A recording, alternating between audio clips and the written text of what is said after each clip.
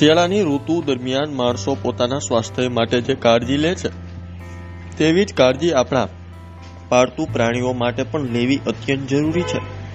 રાજકોટમાં ફરજ બજાવતા વેટરનરી ડોક્ટર અરવિંદ ગડાળાએ જણાવ્યું કે શિયાળાની અસર શ્વાન અને બિલાડીઓના સ્વાસ્થ્ય પર ઝડપથી પડે છે, તેથી તેમની ખોરાકની યોગ્ય વ્યવસ્થા અને યોગ્ય કાળજી લેવી ખૂબ જ અગત્યની છે.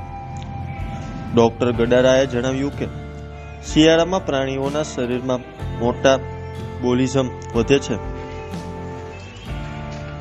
અને તેમને શરીરની ગરમી જાળવવું ખૂબ ઉર્જાની જરૂર પડે છે.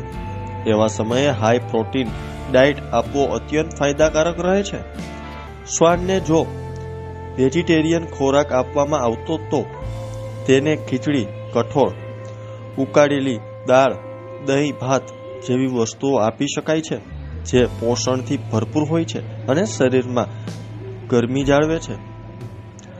વધુમાં કહ્યું કે બજારમાં મળતું ડોગ ફૂડ પણ ખૂબ જ લાભદાયી છે, કારણ કે તેમાં પ્રોટીનનું પ્રમાણ વધારે હોય છે. શિયાળાની ઋતુમાં જો શ્વાનને યોગ્ય પ્રોટીન ન મળે તો વાળ ખરવા, ઠંડી લાગવી અને શરીરમાં નબળાઈ આવવાની શક્યતા વધી જાય છે. તો ત્યારે જુઓ અમારો ખાસ અહેવાલ.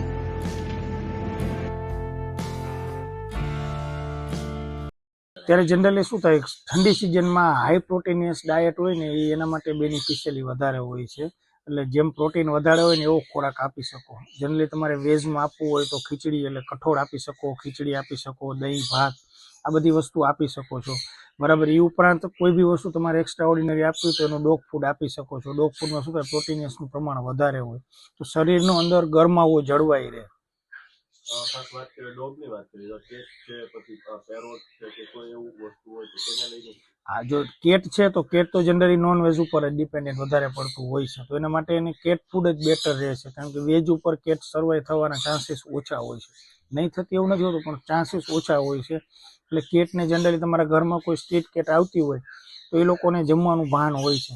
તમે કેટ ફૂડ ભરીને મૂકી દો તો એ આવીને ખાઈને જતી રહે, આવીને ખાઈને જતી રહે, એ રીતની સિસ્ટમ એની ચાલતી હોય છે, બરાબર. પ્લસ તમે કોઈ દાખલા તરીકે ડોગ માટે પાણીની વ્યવસ્થા રાખતા હોય તો એ પાણી થોડું ગરમાવાળું પાણી રાખવું, કે ભાઈ પડતર પાણી હોય તો એ ઠંડુ થઈ જાય રાતના સમયમાં, તો સવારે નવું ગરમ પાણી ત્યાં મૂકી દેવું.